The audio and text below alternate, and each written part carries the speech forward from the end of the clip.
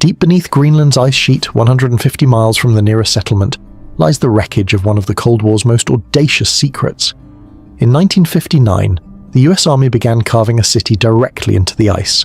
Not a temporary outpost, a city, complete with a cinema, a chapel, a hospital, living quarters for 200 soldiers, all powered by the world's first portable nuclear reactor. The official story? Scientific research, testing Arctic construction techniques. The truth? Project Iceworm.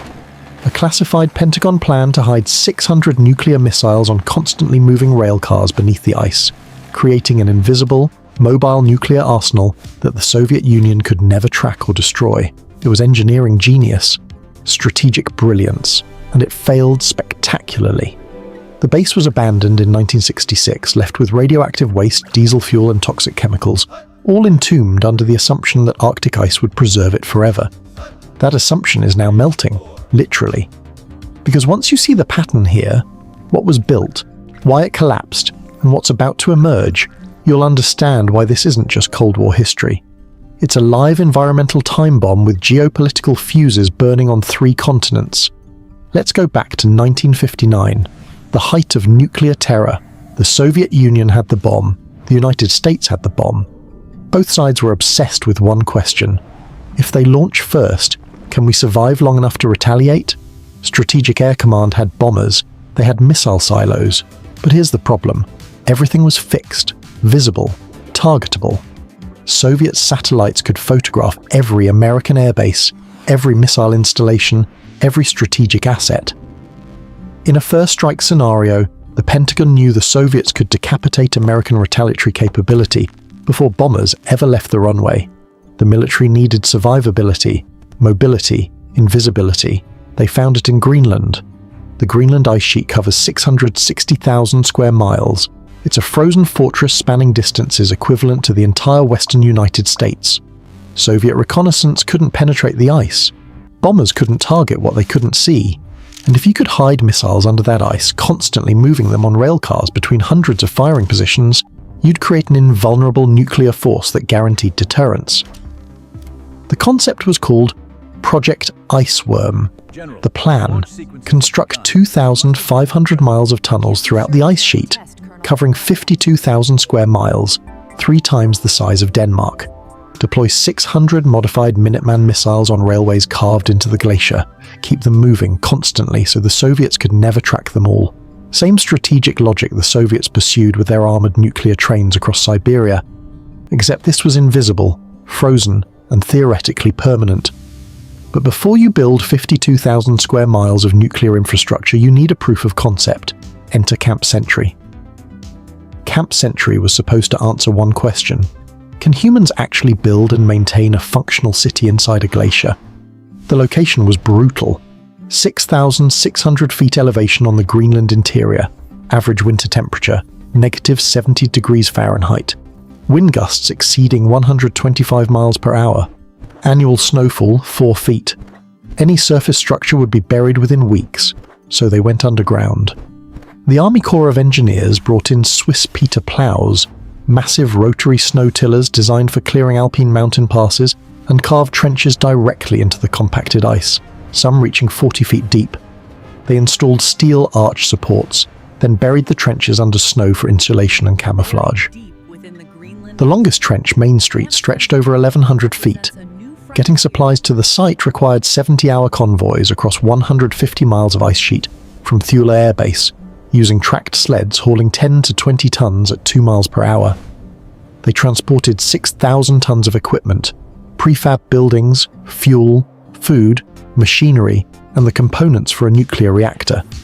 The reactor was the centerpiece, the PM-2A, the world's first mobile nuclear power plant.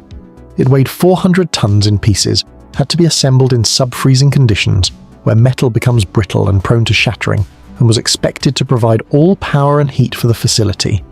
They got it running in 1960. For 3 years, Camp Sentry was fully operational. 200 personnel, a hospital, a kitchen serving hot meals, a movie theatre, a chapel, a barbershop, a library, recreational facilities, all carved into moving ice, 150 miles from civilization, powered by a nuclear reactor that shouldn't have worked but did. Daily life was surreal. Personnel rarely saw daylight. The psychological stress of living in tunnels, in perpetual darkness during Arctic winter, in isolation so complete that resupply convoys were existential events. The Army ran psychological monitoring programs just to assess whether soldiers could handle it, and they could. Camp Sentry worked, which meant Project Iceworm could theoretically work. Here's what the public wasn't told. Camp Sentry wasn't just a research station, it was stage one of a plan to deploy 600 nuclear missiles across Greenland without Soviet knowledge, without full Danish approval, and without any clear plan for what happened if the ice didn't cooperate. Declassified documents obtained in 1996 revealed the full scope. 4,000 kilometers of tunnels, 60 launch control centers, 600 Iceman missiles, modified Minutemen designed for deployment through ice. The missiles would move constantly on rail cars, shuffled between firing positions every few days, creating a nuclear shell game the Soviets could never solve. The operational concept was elegant. Even if Soviet intelligence detected one firing position, the missiles would be gone before a strike could be coordinated. Even if they detected 10 positions, they couldn't track all 600 simultaneously. The system was designed to be untargetable, but there was a problem, a big one: Denmark. Greenland was, and technically still is, Danish territory. The 1951 Greenland Defense Agreement gave the US military rights to operate at Thule Air Base. But the agreement was vague about nuclear weapons and clandestine projects outside designated defense areas. When Camp Sentry construction began in 1959, Danish authorities weren't formally consulted. When they found out, it created a diplomatic crisis. Denmark's Prime Minister had publicly stated Denmark would never accept nuclear missiles on Danish soil. Privately, he'd already allowed nuclear weapons storage at Thule without parliamentary approval, a secret that would have destroyed his government if revealed. The American plan apparently assumed Denmark could eventually be persuaded. Danish historian Nikolai Petersen later called this utter lack of realism. Denmark's domestic anti-nuclear movement was massive. There was zero political pathway to openly deploying 600 missiles across Greenland, which meant Project Iceworm was proceeding on borrowed time without legal authorization, hoping Denmark wouldn't force the issue. But the ice forced it first. By 1963, geologists monitoring Camp Sentry discovered something terrifying. Ice isn't solid. Ice is a viscoelastic material that deforms continuously under its own weight. The Greenland ice sheet spreads outward from the interior plateau toward the coast at meters per year. The weight of overlying snow compresses everything beneath it. Camp Sentry's tunnels were being crushed. The reactor room ceiling dropped 5 feet between 1960 and 1962. The tunnels compressed horizontally and vertically, approaching structural failure limits within 4 years. The sewage sumps, excavated 150 feet from living quarters, were leaking contaminated water through the ice across distances of 170 feet. Most critically, the railway tracks designed for moving missiles were warping. Ice deformation made it impossible to maintain the precision alignment necessary for a mobile missile system. You could maybe maintain one facility with constant labor-intensive repairs. Camp Sentry was designed with a 10-year maintenance lifespan, but 52,000 square miles of tunnels, 2,500 miles of railway, 600 missile launchers constantly moving through deforming ice. The math didn't work. It never did. Project Iceworm was officially cancelled in 1963. The nuclear reactor was removed in 1964. Camp Sentry transitioned to summer-only operations powered by diesel generators. Full abandonment came in 1966. The tunnels collapsed rapidly after that. Within years, accumulating snow buried all surface traces, and everything left inside, infrastructure, waste, chemicals, was entombed under the assumption that perpetual Arctic cold would preserve it forever. Check that assumption. Here's what was left behind. 9,200 tons of physical infrastructure, buildings, vehicles, railway equipment, steel arches, prefab structures, 47,000 gallons of radioactive coolant waste from the reactor's 3 years of operation, 25,000 gallons of diesel fuel, 24 million litres of untreated sewage in unlined sumps, and polychlorinated biphenyls, PCBs, used in paints, electrical transformers, and insulating materials throughout the 1960s. PCBs are the nightmare contaminant here. They don't break down, they persist indefinitely.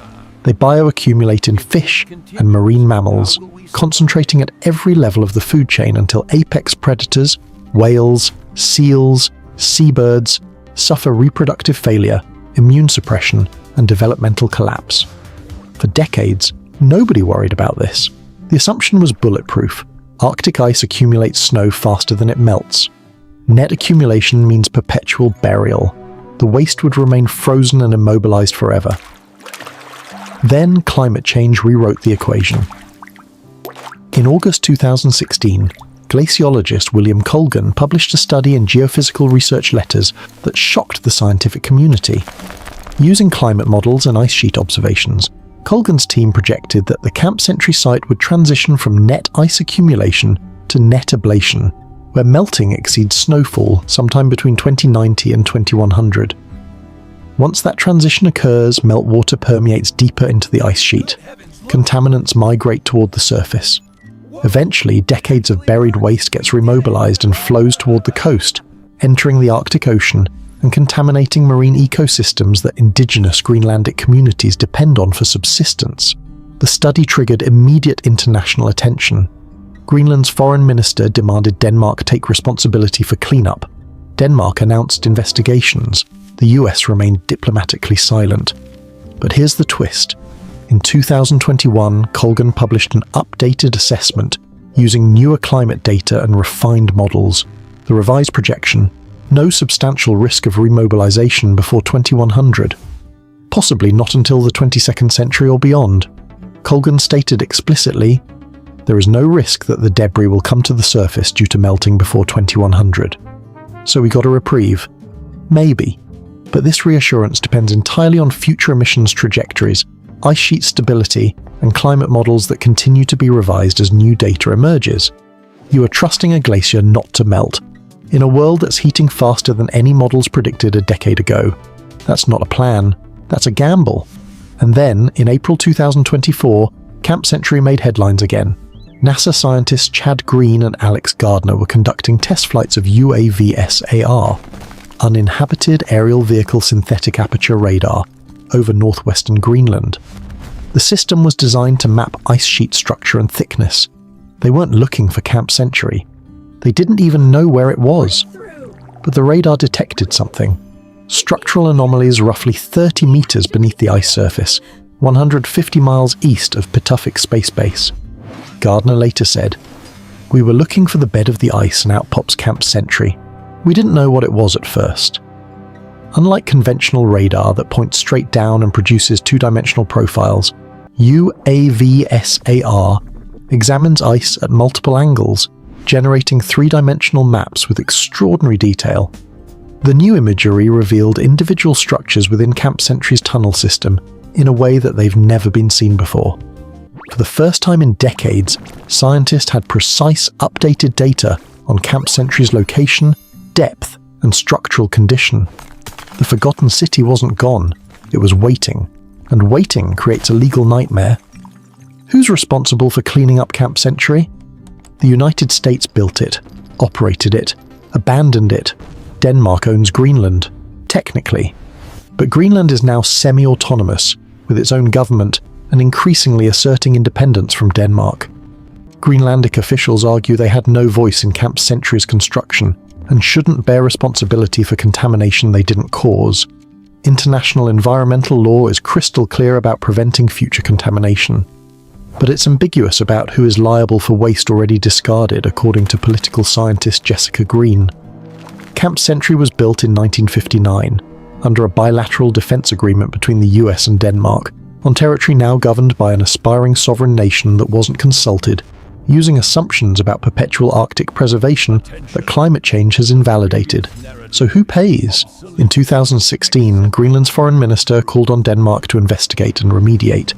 He invoked indigenous rights protections under the UN Declaration on the Rights of Indigenous Peoples, arguing that Greenland's Inuit population has the right to environmental protection. Denmark announced inquiries. No results have been made public. The US has remained diplomatically non-committal, and this dispute is unfolding against intensifying Arctic geopolitical competition. As ice melts and shipping routes open, the Arctic is becoming contested territory between the US, Russia, China, and Arctic nations. Trump proposed buying Greenland in 2019. The proposal was rejected and ridiculed, but it underscored American strategic interest in the region. Camp Century isn't just an environmental problem, it's a symbol of unresolved American military activities in the Arctic, operating under legal frameworks that no longer reflect geopolitical realities. Here's the paradox. The facility built to hide nuclear missiles accidentally revolutionized climate science. During Camp Century's operational years, glaciologist Chester Langway extracted ice core samples from depths reaching thousands of meters.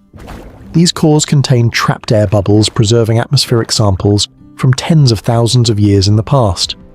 By analyzing those air bubbles, scientists measured historical concentrations of carbon dioxide and methane, providing direct evidence of how greenhouse gases varied during past climate changes. By analyzing water isotopes in the ice, they reconstructed historical temperature patterns with remarkable precision. This ice core evidence demonstrated that Earth's climate undergoes dramatic transformations more rapidly than previously recognized, critical validation of theoretical climate models. And in 2019, scientists rediscovered subglacial sediment samples from Camp Century that had been frozen in storage for 50 years.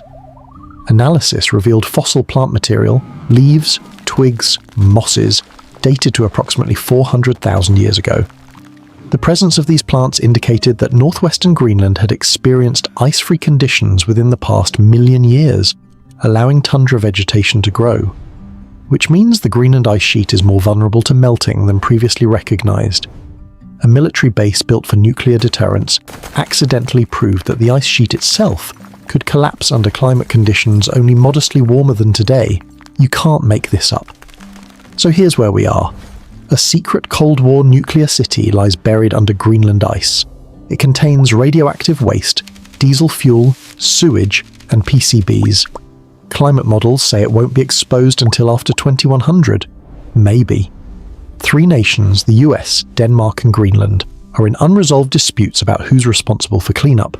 International environmental law has no clear framework for liability, and Arctic geopolitical competition is intensifying as ice melts and resources become accessible. Camp Century is the perfect symbol of Cold War hubris meeting climate reality. Decisions made under assumptions of perpetual stability now face consequences nobody anticipated. The smart question isn't, will this become a crisis? The smart question is, when it does, who's positioned to control the narrative? Because the nation that frames Camp Century as American liability, Danish responsibility, or Greenlandic sovereignty issue shapes Arctic governance for the next century. You're watching History Thaw in real time. If you found this valuable, share it. Most people don't know there's a nuclear city melting under Greenland, and that's not an accident. Thanks for watching.